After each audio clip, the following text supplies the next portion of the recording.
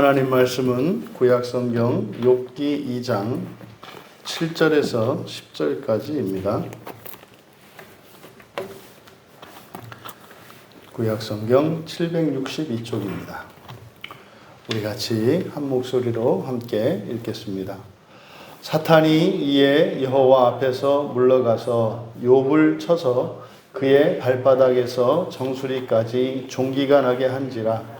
욥이 재 가운데 앉아서 질그릇 조각을 가져다가 몸을 긁고 있더니 그의 아내가 그에게 이르되 당신이 그래도 자기의 온전함을 굳게 지키느냐? 하나님을 욕하고 죽으라.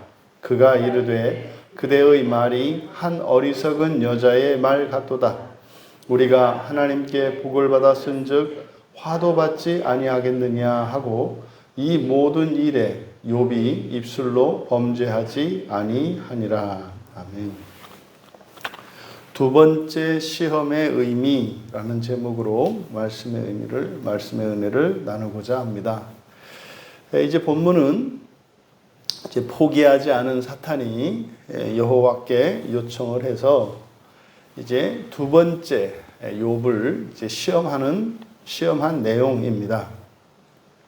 그래서 7절의 상반절에서는 사탄이 이에 여호와 앞에서 물러가서, 요거는 이제 천상에서 일어난 일이고, 이제 그리고 욥을 쳐서 이제 지상으로 내려온 겁니다. 하늘에서 사탄이 지상으로 내려와서 이제 욥을 쳤습니다. 그래서 욥을 쳐서 발바닥에서 정수리까지 종기가 나게 했다. 이렇게 그래서 사람의 몸에 이런 질병을 일으키는 근본적인 원인, 실제적인 원인은 바로 사탄에게 있는 거죠. 그래서 사탄과 이런 귀신들은 사람의 몸에 이런 병을 일으키는 일을 합니다. 근데 그것은 시험인 거죠. 근데 여기에서 이제 사탄이 욥의 몸에 발바닥에서 정수리까지 나게 한 이 종기, 이 세힌이라는 말인데, 이 종기라고 하는 이것이 이제 출애굽할 당시에 애굽에서 일어났던 그 재앙 가운데 하나, 출애굽기 9장 9절에 나오는 악성 종기입니다.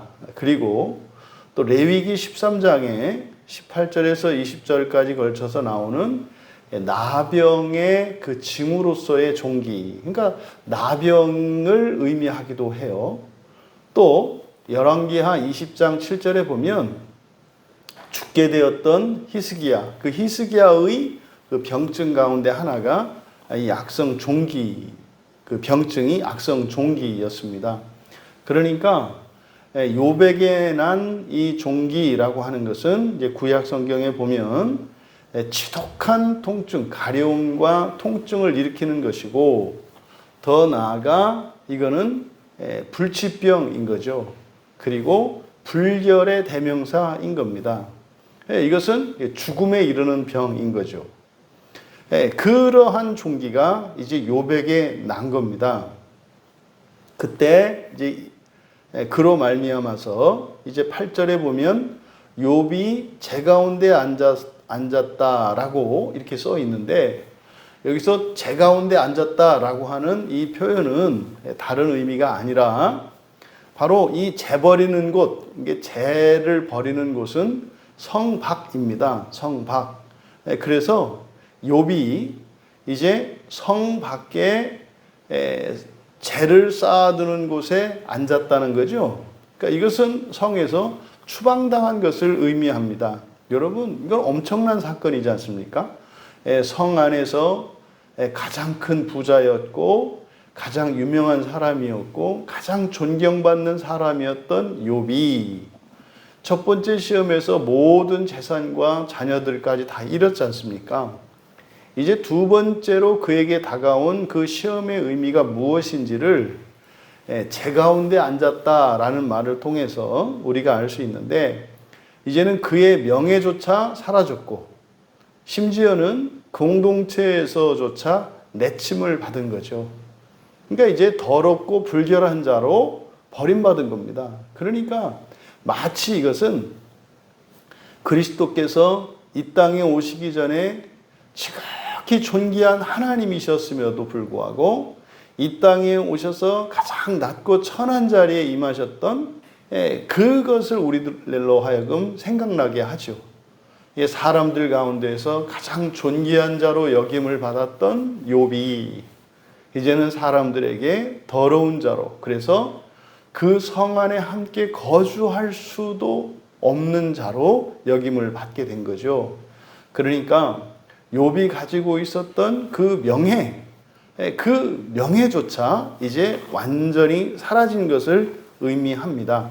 이 일이 있기 전까지는요, 그래도 존경받는 사람이었고 그 성 안에 있는 사람들은 욥의 처지에 대해서 몹시 마음 아파하고 공감했을 겁니다. 그런데 이제는 그마저도 없어진 거죠.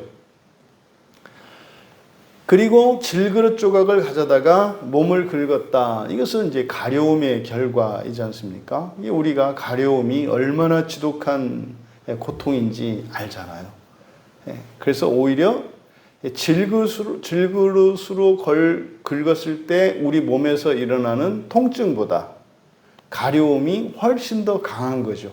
그러니까 그 가려움을 없애기 위해서 이 질그릇 조각으로 몸을 긁었다고 하니 그것은 뭐 거의 자해하는 것 아니겠습니까? 그 질그릇 조각에 살이 남아나겠어요? 그런데요, 그렇게 해도 그 가려움증이 사라지지 않는 거죠. 그래서 그 극심한 가려움이 얼마나 지독했는가를 알 수 있다. 이것은 신체적인 고통이죠.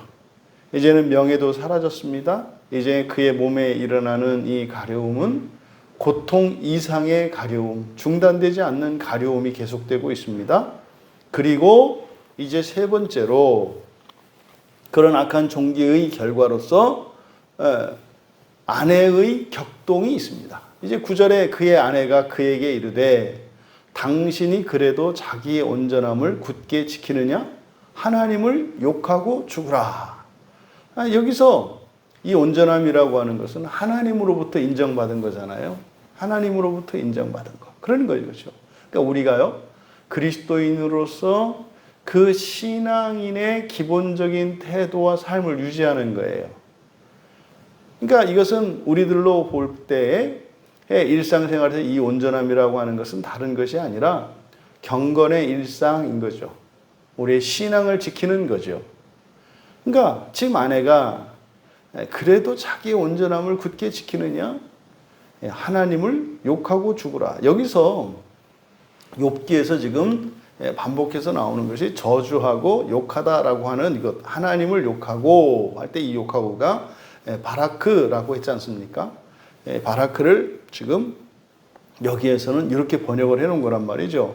그대로 직역하면 하나님을 욕하고가 아니라 하나님을 찬양하라 그리고 죽으라. 이건 빈정되는 말인 거죠. 그러니까 우리가 그런 겁니다. 나보다 좀 나은 사람을 이렇게 사람에게 복음을 전할 때 나를 업신 여기면서 하는 말이 요 말이죠. 그래, 예수 잘 믿고 그렇게 살다가 죽어. 지금 이 욥의 아내의 말이 이런 겁니다. 그러니까 하나님을 찬양하다가 그렇게 죽으라고 하는 이 말, 이것은 욥의 아내가 자기의 신앙에 대하여 회의를 갖게 된 거죠. 그러니까 하나님에 대한 그 믿음과 그 신앙심이 사라진 것을 말해요. 그러니까 지금 이 욥의 아내의 상태가 어떤 상태입니까? 사탄의 시험에 빠진 상태인 거죠. 그러니까 사실상 갑자기 그래서 우리가 이게 성경에 오해받는 사람 중에 하나가 이 욥의 아내인데, 이 욥의 아내를 우리가 도덕적으로 판단하잖아요. 남편이 말이야 지금 이렇게 악성 종기로 인해서 막 가려워서 죽을 지경이 됐고 성에서 쫓겨나가지고 그러고 있는데 거기다 와서 악담이나 퍼붓는 여자, 그래서 악처처럼 이야기한단 말이죠. 우리 가운데 이런 상황에서 지금 욥의 아내와 같이 하지 않을 거다라고 자신 있는 사람이 몇이나 있을까요? 그리고 실제로 지금 이 욥의 아내가 하는 이 행동, 이것은 그때의 시대적 상황을 고려해 보면 충분히 이해할 수 있는 거예요. 여러분, 이 욥의 아내가요, 그냥 뭐 자기는 아무런 문제가 없는데 남편이 고생하고 있는데 거기에다가 이렇게 욥의 신앙에 대해서 이렇게 비아냥거리고 저주를 한 것이 아니죠. 욥의 아내도 왜 자식을 잃은 엄마라는 생각을 안 하는지 몰라요. 이 욥의 아내도 마찬가지로 존경을 받던 여인 아니겠습니까? 많은 사람들로부터 부러움을 받던 사람이었고, 그 또한 역시 욥이 그렇게 완전하다라고 여호와 하나님으로부터 인정을 받았을 때는 욥과 욥의 아내가 한 몸이에요. 그러니까 이 욥의 아내도 완전했던 사람이에요. 욥에 대한 인정은 곧 욥의 아내에 대한 인정과 같습니다. 그런데 지금 여기서 욥의 아내가 허물어지고 있는 장면인 거죠. 그러면 그 이전까지 살아왔던 욥의 아내의 삶, 그리고 지금 욥의 아내가 겪고 있는 그 환난이 어떠한 것인지를 잊으면 안 돼요. 근데 이것을 전혀 인격적으로 그 여인을 바라보는 게 아니라 이렇게 마치 판사가 증거에 입각을 해서 판단을 하는 것처럼 욥의 아내를 판단하려고 하니까 악처라고 말하기에 주저하지 않는 거죠. 여러분, 누가 욥의 아내에게 돌을 던져요? 이게 지금 오늘날 우리들의 시대적 상황으로 보면 말입니다. 그런 거예요. 예수를 잘 믿고 복도 받았어요. 엄청난 재산과 명예와 정말 사람들의 부러움을 받는 그런 가정으로 살았단 말이에요. 그런데 알 수 없는 환란이 찾아왔어요. 이렇게 회사가 막 망하고 말이에요. 무역선을 보냈는데 그 무역선이 바다에 빠지고 말이죠. 또 기차로 실어 오던 그 화물 열차가 불이 나가지고 다 타버리고 말이죠. 회사에도 말이죠. 갑자기 불이 나고 직원들이 죽어나가고 자식들이 죽어나가고 뭐 이런 상황이. 여러분, 앞에서 겪었던 이 환난은요, 이거는 정상인이라면 그거 다 겪기도 어려운 상황이에요. 자식들이 하나 둘 셋 넷 연거푸 죽어나갈 때, 집이 망해갈 때, 이거는요 제정신을 이렇게 차리기가 쉽지 않은 상황이거든요. 그런 상황에서 여기서 욥에게 이런 악성 종기가 나가지고, 그래서 지금 상황은 생략되어 있지 않습니까? 그러면은 그 집에서 동네 사람들에 의해서 돌팔매질 당하면서 쫓겨나는 장면이 있었던 거예요. 그럼 이 욥의 아내는 뭐 그게 없으니까 그러진 않았겠지요. 그러면은 이 욥의 아내를 사람들이 떼어 말렸을 거고요. 가까이 못 들어가게 했을 거 아닙니까? 그러면 생이별을 했단 말이죠. 그러면은 그때 뭐 사람들이 찾아와서 욥의 아내를 회유하기도 하고 위로도 하고 뭐 별의별 사람도 있지 않았겠습니까? 그런데 이 욥의 아내가 이제 욥에게 와서 이야기를 하면 이 욥은요, 그 여전히 이런 상황 속에서도 하나님만 찾는 거예요. 오늘날 우리들의 삶 속에서는요, 이 집에 이러저러한 어려움이 생기고 애들한테 문제가 생기고 사업장에 어려움이 생기고 그러는데 뭐 교회만 가서 기도하고 막 이러는 거예요. 막 찬양하고 또 가정 예배 드리자고 하는 거예요. 아니, 지금 터진 일이 지금 난리도 아닌데.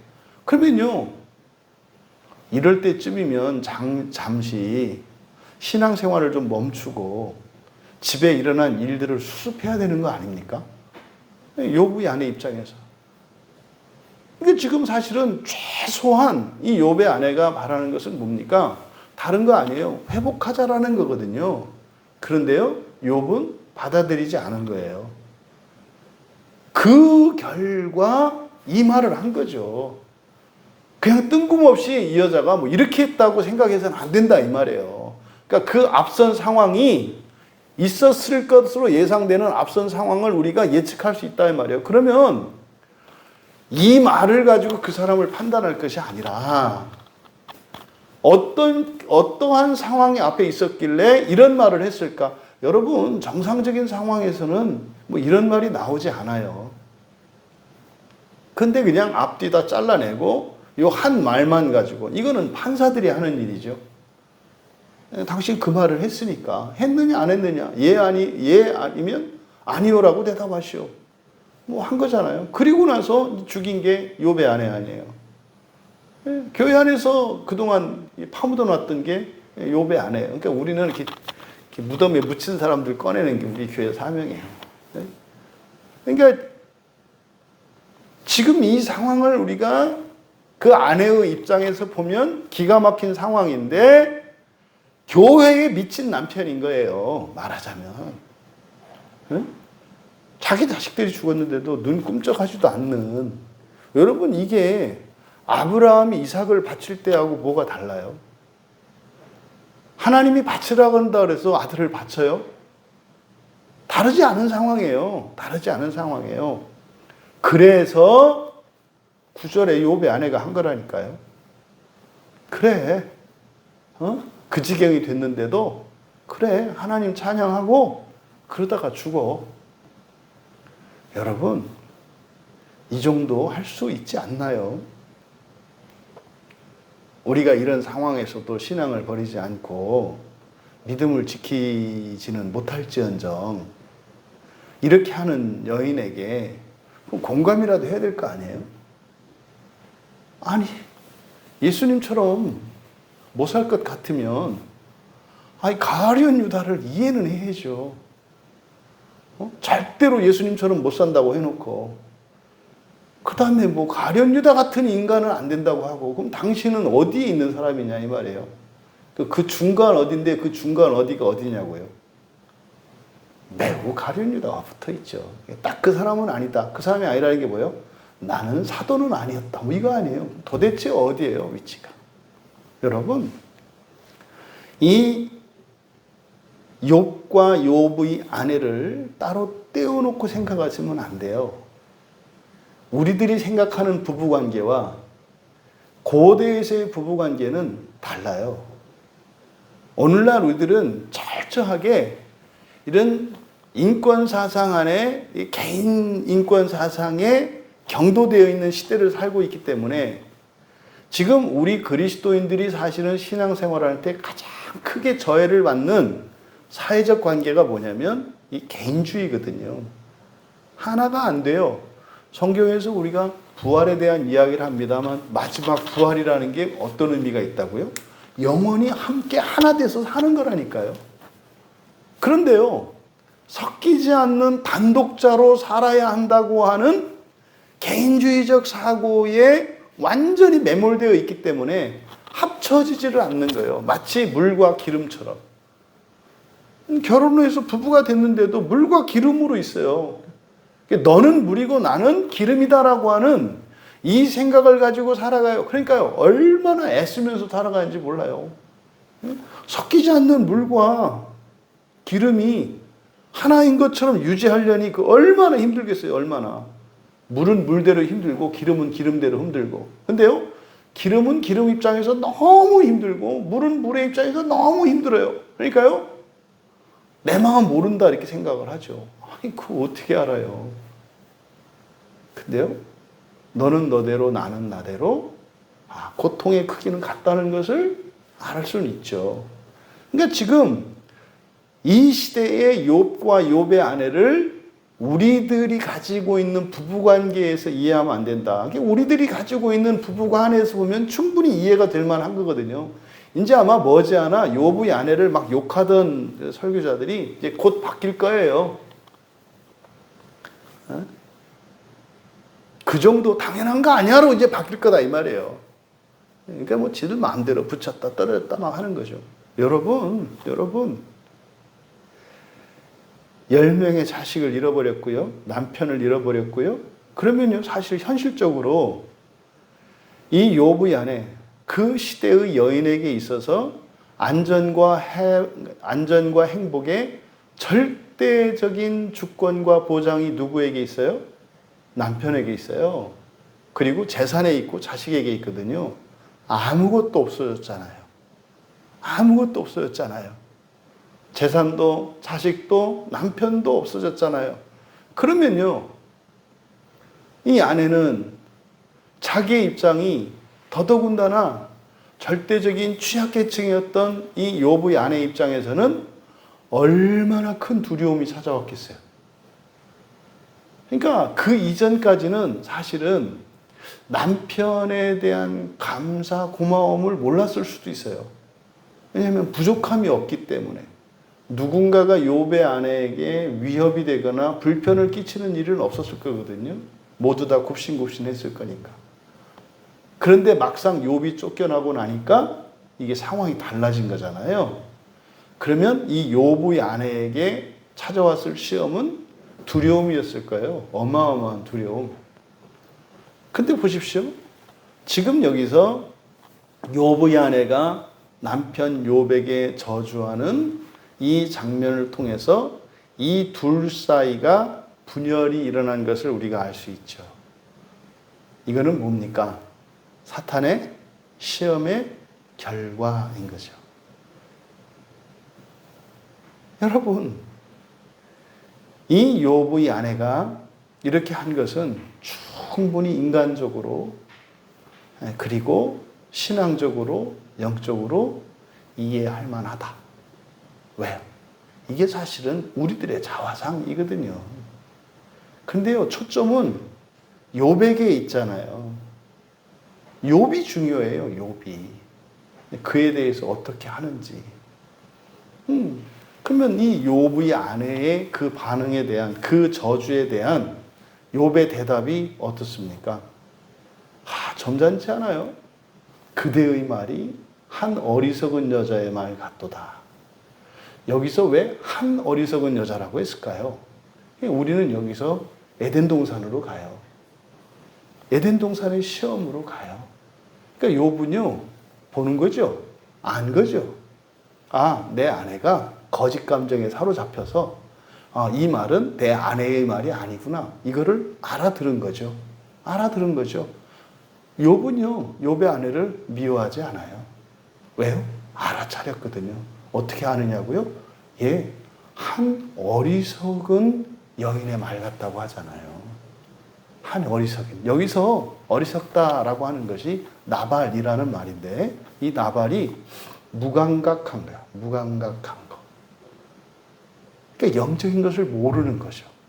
그러니까요, 그 에덴 동산에서 그 뱀의 꼬임에 넘어갔던 그 하와를 가리키는 것으로 저한테는 보여져요. 그러니까 네가 당신이 그 에덴 동산에 있었던 그 하와와 같은 일을 하고 있구나. 그러니까요, 지금 이 두 번째 시험의 정체가 뭔지 알 수 있죠. 왜 사탄이 그렇게 자신 있어 했는지 알겠는 거예요. 왜요? 한번 넘겨봤거든요. 넘겨봤거든요. 하와를 통해서 아담을 넘어뜨려 봤거든요. 그렇게 하면 넘어지거든요. 그래서 사탄이 그렇게 자신 있어 했구나. 그런데 말입니다, 욥이 그것을 알아차렸어요. 알아차렸어요. 그래서요, 하나님께 복을 받았은즉 화도 받지 않겠느냐? 여러분, 이거는 하나님의 은혜를 아는 고백이죠. 그 이전에 자신들이 누렸던 모든 평화와 안정과 행복이라고 하는 것은 바로 하나님의 은혜였다는 것을 고백하는 거죠. 그러니까 잃어버린 것이 아니라 그때 누렸던 그것이 감사의 제목이라는 거죠. 우리들이 왜 시험에 빠질까요? 중요한 이유 중에 하나가 바로 그겁니다. 내가 누렸던, 내가 소유했던 이 모든 것을 정상으로 봐요. 정상으로 봐요. 그리고 나서 그 우리의 일상이 깨어지면 불행이 찾아왔다고 생각을 해요. 근데 욥은요, 그렇게 생각하는 게 아니죠. 그때 우리가 행복할 수 있었던 것이 하나님의 은혜였다고 고백하는 거예요. 종종 자신들의 건강과 재산과 이런 관계가 무너졌을 때 이렇게 늪에 빠져버리는 사람들의 사고방식은 그런 거죠.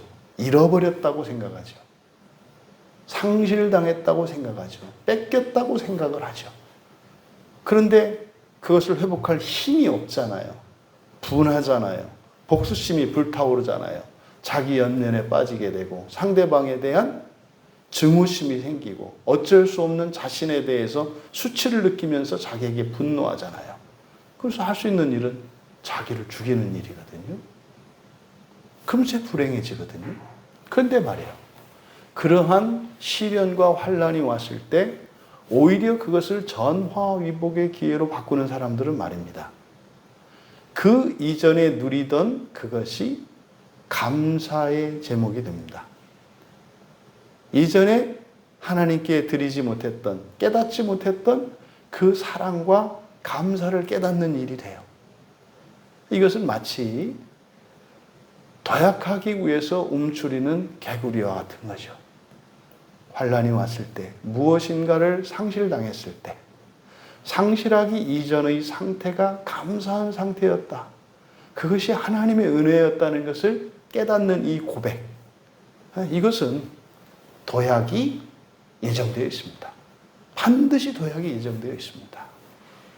그러니까 욥이 지금 이 고백을 통해서 마귀가, 이 사탄이 욥을 넘어뜨릴 수 없었기 때문에 욥의 아내를 통해서 넘어뜨리려고 했던, 이전에 한번 성공했던 그 전략을 가지고 다시 욥을 넘어뜨리려고 합니다.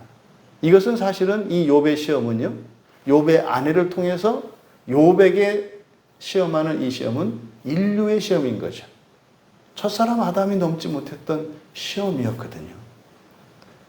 여러분, 욥은 이 아내의 상태와 그 원인을 알았기 때문에 범죄하지 않았습니다. 그래서요, 입술로 범죄하지 않았다. 여러분, 어떻게 욥이 이렇게 범죄하지 않을 수 있었을까? 영적으로 깨어있기 때문이에요. 마음이 어두워지지 않았기 때문이에요. 총명이 어두워지지 않아서 이거를 알아차릴 수 있었던 거죠. 하나님이 어떤 분이신지, 그리고 자기의 인생 안에 누렸던 이 모든 영화와 존귀와 부귀가 하나님의 은혜라는 것을 잊지 않았던 사람인 거죠. 오히려 환난을 통해서 그 하나님의 은혜를 더욱더 생각하게 된 거죠. 여러분, 부부는 어떤 경우에도 따로일 수 없어요. 왜 지금 욥의 아내는 넘어졌을까요? 욥의 아내는 자기 연민에 빠졌기 때문이거든요. 나의 처지를 이해하지 못하는 남편. 이거죠. 지금 욥의 아내가 하는 얘기는 딱 이거예요. 그래, 너 그렇게 해서 네 마음대로 살아봐. 이건 뭡니까? 소외되고 있는 거죠. 소외되고 있는 거죠. 그럼 여기서 소외될 게 뭐 있겠습니까? 욥이 혼자 흥청망청하는 상황이 아니잖아요.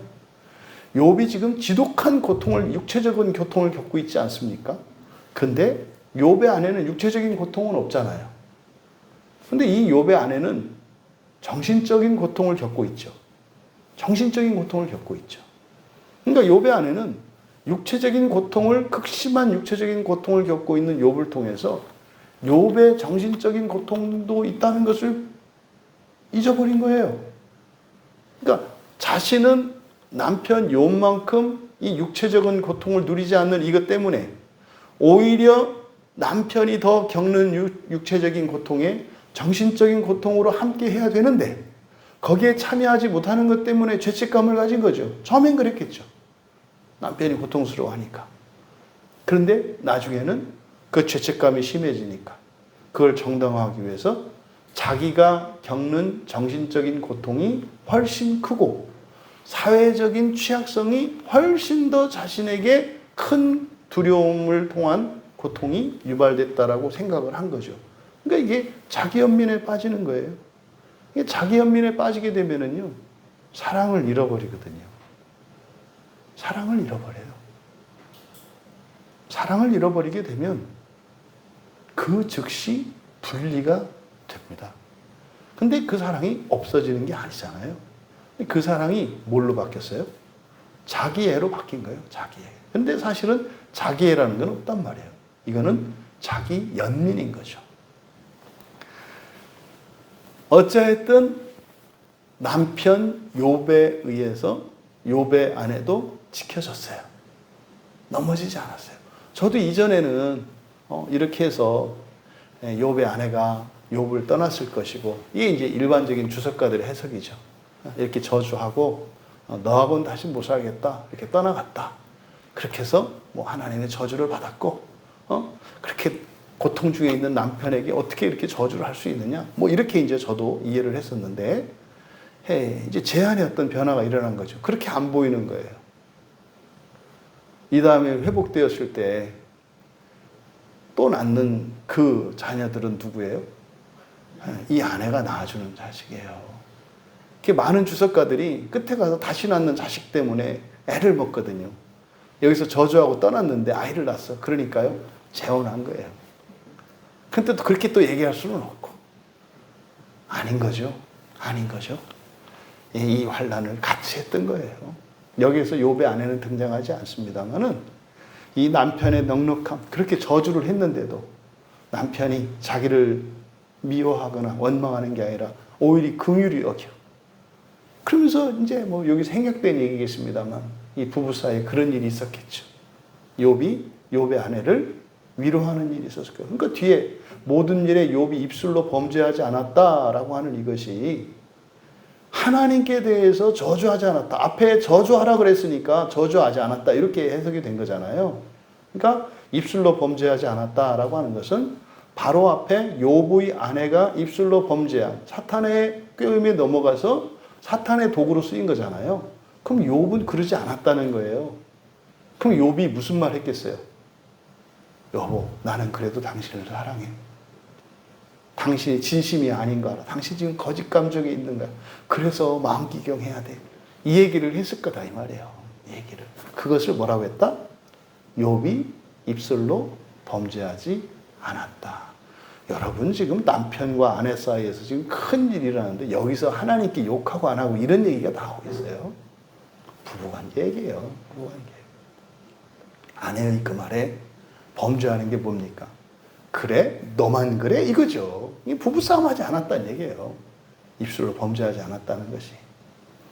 여러분, 이 두 번째, 이 시험은 피부병으로 인한 지독한 그 육체의 고통이 원인이었어요. 원인이었어요. 하지만 그것으로 인해서 유발되어진 사회적으로 고립되는 명예를 잃어버리고 사회적으로 이렇게 고립되는 이런 일이 일어났지 않습니까? 그리고 그 견딜 수 없는 가려움이 있었고, 게다가 이제 결정적으로 이 질병을 통해서, 이 악성 종기를 통해서 사탄이 목표했던 것은 뭐예요? 한몸된 아내를 통해서 욥을 격동시키는 거였어요. 이거는 에덴 동산에서 인류가 넘지 못한 한계였으니까. 그러니까 욥기를 통해서 한계가 넘어서는 거예요. 여러분들의 모든 남편이 욥과 같은 남편 되길 바랍니다. 하지만 여러분들이 욥의 아내와 같이 넘어지지 마시고 같이 육체적으로 정신적으로 함께할 수 있는 아내들이 되기를 바랍니다. 결국 여러분, 여기서 욥이 넘어지지 않을 수 있었던 그 힘은 뭐였을까요? 아내에 대한 사랑이었죠. 아내에 대한 사랑이었죠.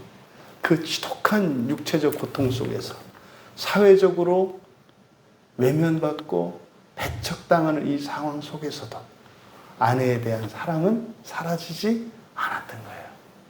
그러면은요, 뒤에 얘기 안 봐도, 결론 안 봐도 아는 거예요. 안 봐도. 아담과 하와가 넘지 못했던 재창조의 삶을 살았겠죠. 물론 이제 그 사이에 친구들과의 일이 있어요. 그러니까 이거는 뭐겠습니까? 뒤에 이제 일어나게 되는 친구들과의 일들도 이거는 뭐에 대한 얘기구나? 창조가 아니라 재창조에 대한 얘기들이겠구나. 재창조에 대한 얘기들이겠구나. 여러분, 욥에게 다가왔던 이 두 번째의 시험의 의미, 이것은 첫사람 아담이 넘지 못했던 신앙과 인생의 한계를 넘은 이야기고, 욥의 부부의 아름다운 사랑의 승리에 대한 이야기입니다. 한 가정의 한 부부의 승리는, 그 사랑의 승리는 그 가정은 물론이요, 인류의 새로운 한계를 뛰어넘는 새로운 삶의 시작인 것을 우리가 이 두 번째 시험을 통해서 교훈을 얻어야 합니다. 욥의 이 승리를 통해서 우리들의 이 부부관계의 그 사랑의 중요성을, 그리고 사탄이 마지막으로 시험하는 것이 무엇인지, 한 몸으로 지으신 이 부부관계를 해침으로써 생명을 죽이는 것만큼, 죽일 수는 없지만 생명을 죽이는, 그러한 죽이는 효과를 나타내는 시험이 바로 부부 사이를 이간하고 가르는 것임을 우리가 알 수 있습니다. 더욱 그 사랑으로 여러분들이 또 어떤 형태로든지 사탄이 우리에게 시험을 지라도 그것을 이길 수 있는 게 뭐다? 사랑이다. 사랑이다. 그 사랑은 주님을 향한 사랑이요, 사랑하는 가족들을 향한 사랑이요, 사랑하는 이웃들을 향한 사랑인 것을 기억하시고, 그 사랑으로 능히 모든 시험을 이길 수 있다고 하는 이 놀랍고 자명한 진리가 우리들의 삶에 교훈이 되고 힘이 되시기를 주님의 이름으로 축원합니다. 존귀하신 하나님, 사탄 마귀가 이제 욥의 생명을 취할 수는 없지만 욥의 생명을 취하는 것에 버금가는 그 시험이 악성 종기를 통해서 마침내 그가 사랑했던 아내의 저주를 통해 진행되었던 것을 살펴보았습니다. 하나님, 사탄이 어떠한 형태로 우리를 시험할지라도 우리 안에 그 사랑이 식어지지 않는다면 능히 모든 시험을 이길 수 있는 것을 깨닫게 되었사오니, 어떠한 상황 속에서도 서로 미워하지 않게 하시고, 오히려 그러한 미워할 수밖에 없는 것 같은 상황 속에서도 우리의 사랑의 불씨가 꺼지지 않도록 분별할 수 있도록 우리의 마음을 지키게 하옵소서. 감사하며 예수님의 이름으로 기도하옵나이다.